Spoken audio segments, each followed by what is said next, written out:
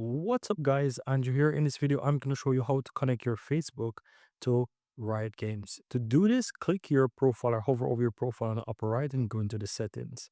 Once you're inside the settings, you want to go ahead and click on connected accounts on the left side, and you'll be taken here to this section here. Also, this is just a one-page scroller, so you can scroll down and you can also find that.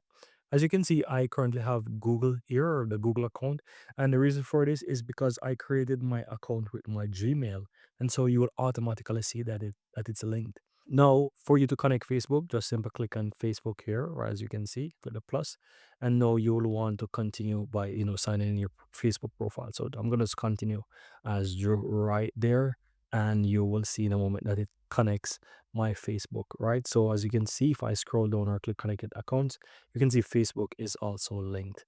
And yeah, that's pretty much it, guys. If you also want to connect your Apple account or your Xbox account or your PlayStation account, you can do just the same as well to link those different accounts. And that's it.